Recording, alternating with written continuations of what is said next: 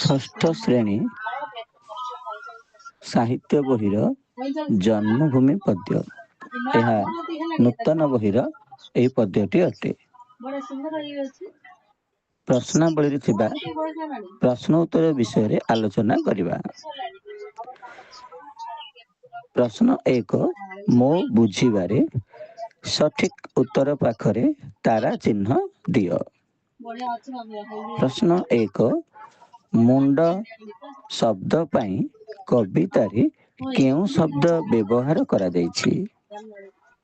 ଆର ଉତ୍ତର ସିଧା କହିଦଉଛି, ମସ୍ତକ। ପ୍ରଶ୍ନ 2, ଜନ୍ମଭୂମି କବିତାରେ ମୁଖ୍ୟତଃ ଉତ୍ତର ହେଉଛି ଭାରତ ମାତାର ଯଶ ଗାନ କରାଯାଇଛି। ଖ, ଉକ୍ତ ଉତ୍ତର ଗୁଡ଼ିକ କାହିଁକି ବାଛିଲ ତାହାର କାରଣ ତୁମ ସାଙ୍ଗମାନଙ୍କ ସହ ଆଲୋଚନା କର। ଏହା ତୁମେ ତୁମ ସାଙ୍ଗମାନଙ୍କ ସହିତ ଆଲୋଚନା କରି ଲେଖିବ। ପ୍ରଶ୍ନ 2, ମିଳିମିଶି ଯୋଡ଼ିବା। ଶବ୍ଦ ସହ ଖାପ ଖାଉଥିବା ଭାବାର୍ଥକୁ ଯୋଡ଼। ପ୍ରଶ୍ନ, ଶବ୍ଦ ଓ ଭାବାର୍ଥ ମିଳନ। ଆମେ ସିଧା ଉତ୍ତରକୁ ଯିବା।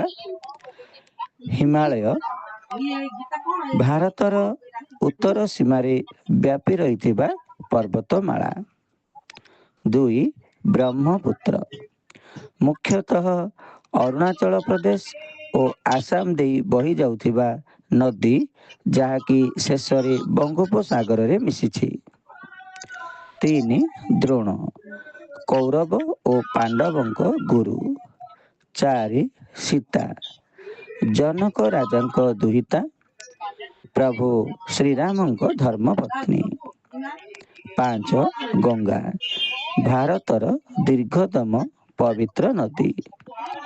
6, ଚୈତନ୍ୟ ଗୌଡ଼ୀୟ ବୈଷ୍ଣବ ମତବାଦର ପ୍ରଚାରକ ଓ ପ୍ରସାରକ।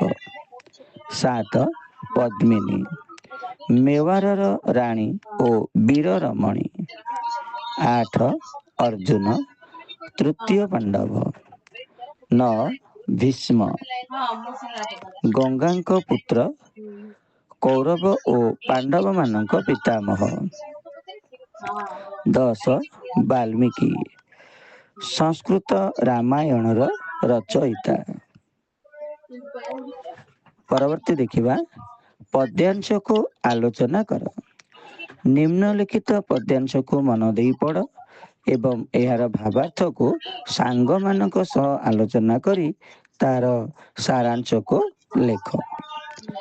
ତୁହି ମା ଜନମ ଭୂମି ପବିତ୍ର ଭାରତ ଭୂମି, ତୋହରି ସନ୍ତାନ ଆମେ ଅଟୁ ସରବେ, ତୋର ଶ୍ରୀଚରଣ ସେବା ପାଇଁ ମନ ପ୍ରାଣ ଦେବା, ଗାଇବା ତୋର ନାମ ଆନନ୍ଦ ରବେ, ତୋ ଆନନ୍ଦେ ହୋଇବା ସୁଖୀ, କାନ୍ଦିବା ଦୁଃଖରେ ତୋର ହୋଇଣ ଦୁଃଖୀ। ଆର ଭାବାର୍ଥ ହେଲା, ଉତ୍ତର, ହେ ମାତୃଭୂମି, ତୁମେ ପବିତ୍ର ଭାରତ ଭୂମି, ଆମେ ତୁମରି ସନ୍ତାନ ଅଟୁ। ଆମର ମନ ପ୍ରାଣ ତୁମର ସେବା ପାଇଁ ଉତ୍ସର୍ଗ ହୋଇଛି। ଆମେ ଭାରତ ମାତାର ଆନନ୍ଦରେ ସୁଖୀ ହେବା ଏବଂ ଭାରତ ମାତାର ଦୁଃଖରେ ସମଦୁଃଖୀ ହେବା। ତୁମର ନାମ ଗାଇ ଆମେ ଆନନ୍ଦରେ ଜୀବନ କାଟିବା। 3, ବୁଝି ବିଚାରି ଲେଖ। କ, ଜନ୍ମଭୂମି କବିତାକୁ ପଢ଼ି ପ୍ରଶ୍ନ ଗୁଡ଼ିକର ଉତ୍ତର ଦିଅ। ପ୍ରଶ୍ନ ନମ୍ବର 1, କବିତାରେ ବର୍ଣ୍ଣିତ ବୀରା ରମଣୀ ମାନଙ୍କ ନାମ ଲେଖ। ଉତ୍ତର, କବିତାରେ ବର୍ଣ୍ଣିତ ବୀରା ରମଣୀ ମାନେ ହେଲେ ପଦ୍ମିନୀ, ସାବିତ୍ରୀ, ସୀତା ଏବଂ ଦୁର୍ଗାବତୀ।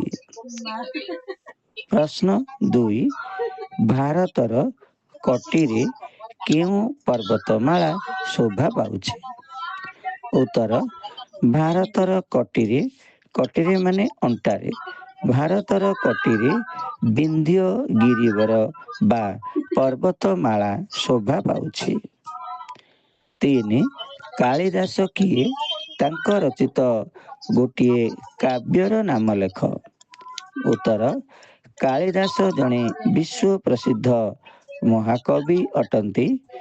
ତାଙ୍କ ରଚିତ ଏକ କାବ୍ୟର ନାମ ହେଉଛି ରଘୁବଂଶ ବା ଅଭିଜ୍ଞାନ ଶାକୁନ୍ତଳମ୍। ପ୍ରଶ୍ନ 4, ଆମ ଜନ୍ମଭୂମିର ଦୁଇ ପାର୍ଶ୍ୱରେ ଥିବା ଜଳଧିର ନାମ ଲେଖ। ଉତ୍ତର, କବିତା ଅନୁଯାୟୀ ଜନ୍ମଭୂମିର ଦୁଇ ପାର୍ଶ୍ୱରେ ବ୍ରହ୍ମପୁତ୍ର ଓ ସିନ୍ଧୁ ନଦୀ ପରି ଜଳରାଶି ବା ଜଳଧି ବିଦ୍ୟମାନ। ଏଠାରେ ବଙ୍ଗୋପସାଗର ଓ ଆରବ ସାଗର ମଧ୍ୟ ହେବ। ମନେ ରଖିବା, ଆମ ଜନ୍ମଭୂମିର ଦୁଇ ପାର୍ଶ୍ୱରେ ଥିବା ଜଳଧିର ନାମ ବଙ୍ଗୋପସାଗର ଅର୍ଥାତ୍ ପୂର୍ବରେ ଏବଂ ପଶ୍ଚିମରେ ଆରବ ସାଗର ଅଛି। ପ୍ରଶ୍ନ ନମ୍ବର 5, ଭାରତର ଶରୀରରେ କେଉଁ ସବୁ ନଦୀ ଶୋଭା ପାଉଛି? ଉତ୍ତର, ଭାରତର ଶରୀରରେ ଗଙ୍ଗା, ଯମୁନା, ବ୍ରହ୍ମପୁତ୍ର ଓ ସିନ୍ଧୁ ଆଦି ଅନେକ ପବିତ୍ର ନଦୀ ଶୋଭା ପାଉଛନ୍ତି। ଖ, ଚୈତନ୍ୟାଦି ମହାତ୍ମା ଜନେ ପ୍ରଚାରିଲେ ବିଭୁ ନାମ ଆନନ୍ଦ ମନେ। ମହାତ୍ମାର ଅର୍ଥ ମହାପୁରୁଷ, ବଡ଼ ଲୋକ, ମହାମାନବ, ମହାନ ବ୍ୟକ୍ତି। ବିଭୁର ଅର୍ଥ ଈଶ, ଈଶ୍ୱର, ପ୍ରଭୁ, ଠାକୁର, ଦେବତା। ଉପରଲିଖିତ ପଦ୍ୟାଂଶକୁ ପଢ଼ି ଉତ୍ତର ଲେଖ। ଚୈତନ୍ୟ କିଏ? ଉତ୍ତର, ଚୈତନ୍ୟ ହେଉଛନ୍ତି ଗୌଡ଼ୀୟ ବୈଷ୍ଣବ ମତବାଦର ଜଣେ ମହାନ ପ୍ରଚାରକ ଏବଂ ପ୍ରସାରକ। ସେ କଣ କରିଥିଲେ? ଉତ୍ତର, ସେ ଆନନ୍ଦ ମନରେ ସାରା ଭାରତ ବର୍ଷରେ ଈଶ୍ୱରଙ୍କ ନାମ ବା ବିଭୁ ନାମ ପ୍ରଚାର ଓ ପ୍ରସାର କରିଥିଲେ।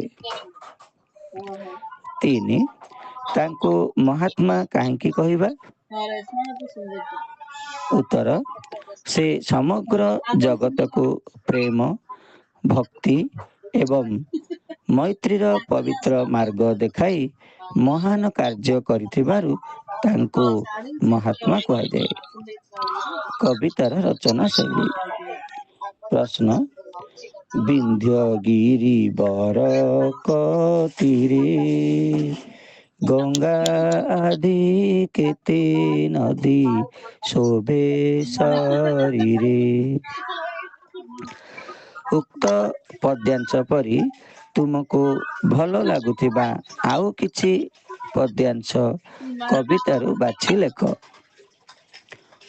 ଉତ୍ତର, ମୋତେ ଭଲ ଲାଗୁଥିବା କବିତାର ଅନ୍ୟ ଏକ ସୁନ୍ଦର ପଦ୍ୟାଂଶ ହେଲା କେତେ କେତେ ପୁଣ୍ୟବତୀ କେତେ ପତିବ୍ରତା ସତୀ କେତେ ବୀର ନାରୀ କେତେ ବୀର ଜନନୀ ସମସ୍ତେ ତୋର ଦୁହିତା ପଦ୍ମିନୀ ସାବିତ୍ରୀ ସୀତା ଦୁର୍ଗାବତୀ ଆଦି କେତେ ବୀର ରମଣୀ। ମୋତେ ଏଇ ପଦ୍ୟାଂଶଟି ଭଲ ଲାଗିଲା, ମୁଁ ଲେଖିଲି। ସେହିପରି ତୁମକୁ ଭଲ ଲାଗୁଥିବା ପଦ୍ୟାଂଶଟି ଲେଖିବ। ମେଳ କର। ପ୍ରଶ୍ନ କ ସ୍ତମ୍ଭର କବିତାଂଶ ସହିତ ଖ ସ୍ତମ୍ଭର ଭାବାର୍ଥକୁ ସଂଯୋଗ କର। ଆମେ ସିଧା ଉତ୍ତରକୁ ଯିବା। ପ୍ରଶ୍ନ 1 ଜନମିଲେ ତୋ କୋଳରେ କେତେ ସୁର ବୀର ନରେ। ଆର ଉତ୍ତର ହବ 2 ନମ୍ବରରେ ଥିବାର ଭାରତ ମାତାର ଅନେକ କୋଳରେ ଭାରତ ମାତାର କୋଳରେ ଅନେକ ସୁର ବୀର ଓ ମହାମାନବ ଜନ୍ମ ନେଇଛନ୍ତି। ପ୍ରଶ୍ନ 2 ତୋ ଆନନ୍ଦେ ହୋଇବା ସୁଖୀ କାନ୍ଦିବା ଦୁଃଖରେ ତୋର ହୋଇଣ ଦୁଃଖୀ। ସେପଟେ 3 ନମ୍ବର ଥିବାର ଉତ୍ତରଟା ହବ ଆମେ ଜନ୍ମଭୂମିର ଉନ୍ନତି ବା ପ୍ରଗତିରେ ସୁଖ ଅନୁଭବ କରିବା ଓ ଅବନତିରେ ଦୁଃଖୀ ହେବା। ପ୍ରଶ୍ନ 3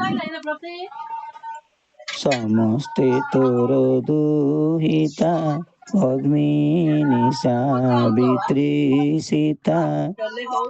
ଖ ସ୍ତମ୍ଭରେ ଥିବାର 1 ନମ୍ବର ଉତ୍ତରଟି ହେବ ପଦ୍ମିନୀ ସାବିତ୍ରୀ ସୀତା ପ୍ରଭୃତି ସମସ୍ତ ବୀର ରମଣୀ ଭାରତ ମାତାର ଦୁହିତା ଅଟନ୍ତି।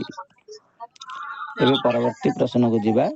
ଅନୁମାନ ଓ କଳ୍ପନାରୁ ସାଙ୍ଗମାନଙ୍କ ସହିତ ଦଳଗତ ଆଲୋଚନା କର। ଏହା ତୁମ ସାଙ୍ଗସାଥି ସହିତ ଦଳ ଦଳ ହୋଇ ବସିବ ଆଲୋଚନା କରି ଲେଖିବ।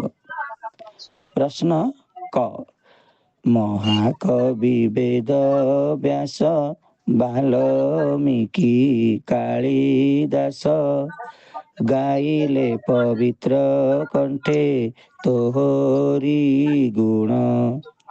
ପ୍ରଶ୍ନ ଫାଷ୍ଟ ପଏଣ୍ଟ କେଉଁମାନଙ୍କୁ ମହାକବି ଆଖ୍ୟା ଦିଆଯାଇଛି ସେମାନଙ୍କ ଲିଖିତ ଗ୍ରନ୍ଥର ନାମ ଉଲ୍ଲେଖ କର। ଉତ୍ତର ଆମ ଦେଶର 3 ଜଣ ମହାନ କବି ଯଥା ବେଦବ୍ୟାସ ବାଲ୍ମୀକି ଏବଂ କାଳିଦାସଙ୍କୁ ମହାକବି ଆଖ୍ୟା ଦିଆଯାଇଛି। ସେକେଣ୍ଡ ପଏଣ୍ଟ ସେମାନଙ୍କ ଲିଖିତ ଗ୍ରନ୍ଥର ନାମ ଉଲ୍ଲେଖ କର। ଉତ୍ତର ସେମାନଙ୍କ ଲିଖିତ ପ୍ରସିଦ୍ଧ ଗ୍ରନ୍ଥ ଗୁଡ଼ିକ ହେଲା ମହାକବି ବେଦବ୍ୟାସ ଶ୍ରୀମଦ୍ ଭଗବତ ଗୀତା ଓ ମହାଭାରତ। ମହାକବି ବାଲ୍ମୀକି ସଂସ୍କୃତ ରାମାୟଣ। ମହାକବି କାଳିଦାସ ରଘୁବଂଶ କୁମାର ସମ୍ଭବମ୍ ଓ ମେଘଦୂତମ୍। ପ୍ରଶ୍ନ ଖ କେତେ କେତେ ପୁଣ୍ୟବତୀ କେତେ ପତିବ୍ରତା ସତୀ କେତେ ବୀର ନାରୀ କେତେ ବୀର ଜନନୀ। ପ୍ରଶ୍ନ ଏହି କବିତାଂଶରେ ବୀର ନାରୀ ବୋଲି କାହାକୁ ଓ କାହିଁକି କୁହାଯାଇଛି? ଉତ୍ତର ଏହି କବିତାରେ ପଦ୍ମିନୀ ସାବିତ୍ରୀ ସୀତା ଏବଂ ଦୁର୍ଗାବତୀଙ୍କ ପରି ମହିୟସୀ ନାରୀମାନଙ୍କୁ ବୀର ନାରୀ ବୋଲି କୁହାଯାଇଛି। କାରଣ ଏହି ନାରୀମାନେ ନିଜର ଅସୀମ ସାହସ ଅତୁଳନୀୟ ତ୍ୟାଗ ସତୀତ୍ୱ ଏବଂ ଦେଶ ପ୍ରେମ ପାଇଁ ଭାରତ ଇତିହାସରେ ଅମର ହୋଇ ରହିଛନ୍ତି। ସେମାନଙ୍କର ଉଚ୍ଚ ଆଦର୍ଶ ଓ ବୀରତ୍ୱ ଯୋଗୁଁ ସେମାନଙ୍କୁ ବୀର ନାରୀ ଆଖ୍ୟା ଦିଆଯାଇଛି। ସେମାନେ ନିଜ ନିଜର ସତୀତ୍ୱ ପତିବ୍ରତା ବୀରତ୍ୱ ଓ ସାହସିକତା ପାଇଁ ଅମର ହୋଇ ରହିଛନ୍ତି। ସତୀ ହେଉଛନ୍ତି ଦକ୍ଷ ପ୍ରଜାପତିଙ୍କ କନ୍ୟା ଏବଂ ଶିବଙ୍କ ପତ୍ନୀ। ସେ ପିତାଙ୍କ ଯଜ୍ଞସ୍ଥଳରେ ସତୀ ହୋଇ ସ୍ୱାମୀ ନିନ୍ଦା ସହ୍ୟ କରି ନପାରି ଯଜ୍ଞ କୁଣ୍ଡରେ ଝାସ ଦେଇଥିଲେ। ସେହିପରି ପଦ୍ମିନୀ ହେଉଛନ୍ତି ମେୱାରର ରାଣୀ ଓ ବୀର ରମଣୀ। ତାପରେ ସାବିତ୍ରୀ ନିଜର ପତିବ୍ରତା ଧର୍ମ ବଳରେ ନିଜ ପତିଙ୍କୁ ସ୍ୱାମୀଙ୍କୁ ଯମରାଜାଙ୍କ କବଳରୁ ମୁକୁଳେଇ ପାରିଥିଲେ। ତାପରେ ଦୁର୍ଗାବତୀ। ଦୁର୍ଗାବତୀ ହେଉଛନ୍ତି ଏକ ବୀରାଙ୍ଗନା ଯିଏ ସ୍ୱାମୀଙ୍କ ମୃତ୍ୟୁ ପରେ ରାଜ୍ୟର ଶାସନ ଭାର ଗ୍ରହଣ କରି ମୋଗଲ ସେନାପତି ଆସମ ଖାନଙ୍କ, ମନେ ରଖିବା ନାଁଟି, ଆସମ ଖାନଙ୍କ ସହ ଯୁଦ୍ଧ କରି ମୃତ୍ୟୁବରଣ କରିଥିଲେ। ତାପରେ ସୀତା। ମାତା ସୀତା ହେଉଛନ୍ତି ରାମଚନ୍ଦ୍ରଙ୍କ ପତ୍ନୀ ଏବଂ ପତିବ୍ରତା ନାରୀ। ତାପରେ ଦେଖିବା ଶବ୍ଦର ଭିନ୍ନ ଭିନ୍ନ ରୂପ, ଅର୍ଥାତ୍ ପ୍ରତିଶବ୍ଦ ବା ସମାର୍ଥ ବୋଧକ ଶବ୍ଦ। ଶବ୍ଦର ଭିନ୍ନ ଭିନ୍ନ ରୂପ ଅର୍ଥାତ୍ ପ୍ରତିଶବ୍ଦ। ପ୍ରଶ୍ନ, ଶବ୍ଦର ଭିନ୍ନ ଭିନ୍ନ ରୂପ ଲେଖ। ଯେପରି ଚରଣ, ପଦ, ପାଦ, ପୟର। ସେହିପରି ନିମ୍ନ ଶବ୍ଦ ଗୁଡ଼ିକର ରୂପ ଲେଖ। ଉତ୍ତର, ଏଠି ଦେଖିବା ପ୍ରଥମେ ନଦୀ। ନଦୀ ହେଉଛି ତଟିନୀ, ସରିତ, ପ୍ରବାହିନୀ, ତରଙ୍ଗିଣୀ। ତାପରେ ଭୂମି। ଭୂମିର ପ୍ରତିଶବ୍ଦ ଧରଣୀ, ମେଦିନୀ, ପୃଥିବୀ, ବସୁଧା। ତାପରେ ଜନନୀ। ଜନନୀର ପ୍ରତିଶବ୍ଦ ମା, ମାତା, ଜନ୍ମଦାତ୍ରୀ, ଗର୍ଭଧାରିଣୀ। ଦୁହିତା। ଦୁହିତାର ପ୍ରତିଶବ୍ଦ କନ୍ୟା, ଝିଅ, ତନୟା, ସୂତା। ମସ୍ତକ। ମସ୍ତକର ପ୍ରତିଶବ୍ଦ ମୁଣ୍ଡ, ଶିର, ମଥା। ସୁର। ସୁରର ପ୍ରତିଶବ୍ଦ ଦେବତା, ଅମର, ଦେବ। ଜଳଧି। ଜଳଧିର ପ୍ରତିଶବ୍ଦ ସମୁଦ୍ର, ସାଗର, ସିନ୍ଧୁ, ରତ୍ନାକର। ଏହି ଶବ୍ଦ ଗୁଡ଼ିକର ଅର୍ଥ ସମାନ, କେବଳ ପ୍ରକାଶ କରିବାର ରୂପ ଭିନ୍ନ ଭିନ୍ନ ଅଟେ। ପ୍ରଶ୍ନ ଖ, କବିତାରେ ବ୍ୟବହୃତ ଗିରିବର ଶବ୍ଦରେ ବର ଅର୍ଥ ଶ୍ରେଷ୍ଠ। ଏହି ଅର୍ଥକୁ ଦୃଷ୍ଟିରେ ରଖ ଓ ଶବ୍ଦ ଶେଷରେ ବର ଲଗାଇ ନୂତନ ଶବ୍ଦ ଗଠନ କର। ଉତ୍ତର, ଶବ୍ଦ ଶେଷରେ ବର ଲଗାଇ ଗଠିତ କିଛି ନୂତନ ଶବ୍ଦ ନିମ୍ନରେ ଦିଆଗଲା। ମୁନି ଯୁକ୍ତ ବର, ମୁନିବର ଅର୍ଥାତ୍ ଶ୍ରେଷ୍ଠ ମୁନି। ନୃପ ଯୁକ୍ତ ବର, ନୃପବର ଅର୍ଥାତ୍ ଶ୍ରେଷ୍ଠ ରାଜା। ପକ୍ଷୀ ଯୁକ୍ତ ବର, ପକ୍ଷୀବର ଅର୍ଥାତ୍ ଶ୍ରେଷ୍ଠ ପକ୍ଷୀ। ତରୁ ଯୁକ୍ତ ବର, ତରୁବର ଅର୍ଥାତ୍ ଶ୍ରେଷ୍ଠ ଗଛ। କବି ଯୁକ୍ତ ବର, କବିବର ଅର୍ଥାତ୍ ଶ୍ରେଷ୍ଠ କବି। ଗୁରୁ ଯୁକ୍ତ ବର, ଗୁରୁବର ଅର୍ଥାତ୍ ଶ୍ରେଷ୍ଠ ଗୁରୁ। ବୀର ଯୁକ୍ତ ବର, ବୀରବର ଶ୍ରେଷ୍ଠ ବୀର। ଛୁଟି କଲେ ସେଟା ମୁଁ ଫ୍ରି ମିଳିବନି, 10ଟା 4ଟା କରିବା ପାଇଁ ବାର୍ଷିକ ଯୋଜନା। କିଛି ଭିନ୍ନ, କିଛି ସମାନ। ନିମ୍ନଲିଖିତ ପଦକୁ ଧ୍ୟାନର ସହ ପଢ଼। ଗାଇଲେ ପବିତ୍ର କଣ୍ଠେ ତୋହରି ଗୁଣ, ଯେତେ ଯହିଁ ଥିଲେ ମିଳି ମାନବ ଗଣ। ଗଣ ଓ ଗୁଣ ଶବ୍ଦ ଦ୍ୱୟରେ କେବଳ ଗୋଟିଏ ମାତ୍ରାର ଭିନ୍ନତା ଅଛି, ଫଳରେ ତାର ଅର୍ଥ ସମ୍ପୂର୍ଣ୍ଣ ରୂପେ ବଦଳି ଯାଉଛି। ଯେପରି ବଣ ଅର୍ଥ ଜଙ୍ଗଲ। ଯଦି ଏଠି ମାତ୍ରା ଦେଖିବା ହସେଇକାର ହେଇଯାଇଛି ସେକେଣ୍ଡଟା। ବଣି, ବଣିର ଅର୍ଥ ପକ୍ଷୀ। ସେହିପରି ବସ ଆଉ ବେଶ। ବସ ମାନେ ବଶୀଭୂତ ହେବା, ଆଉ ବେଶ ମାନେ ବେଶ ଧାରଣ କରିବା। ସେପରି ଆଉ କିଛି ଲେଖିବା, ଅର୍ଥାତ୍ ଅର୍ଥଗତ ପାର୍ଥକ୍ୟ ବା ସମୁଚ୍ଚାରିତ ଶବ୍ଦର ଅର୍ଥ ଲେଖ। 1. ପ୍ରସାଦ, ପ୍ରାସାଦ। ପ୍ରସାଦ ଅର୍ଥ ଭୋଗ, ପ୍ରାସାଦ ଅର୍ଥ କୋଠା ଘର। 2. ପରିଚ୍ଛଦ, ପରିଚ୍ଛେଦ। ପରିଚ୍ଛଦ ଅର୍ଥ ପୋଷାକ, ପରିଚ୍ଛେଦ ଅର୍ଥ ଅଧ୍ୟାୟ। 3. ପୁର, ପୁର। ପୁର ଅର୍ଥ ନଗର ବା ସହର ବା ଗ୍ରାମ। ପୁର ଅର୍ଥ ପିଠାର ପୁର। 4. ପୂତ, पूत गोटे हसोकार पुत आ गोटे दीर्घोकार पुत। हसोकार पुत अर्थ पुओ, दीर्घोकार पुत अर्थ पवित्र। 5 नट नाट। नट अर्थ अभिनेता बा नाट्यकार, माने जे बा जो व्यक्ति अभिनय करती तांको अभिनेता कहती बा नाट्यकार बोली कहती, से होचंदी नट। आउ नाट, नाट अर्थ अभिनय करवा, जे जो अभिनय करती से होची नाट। प्रश्न 6 नीति नीति।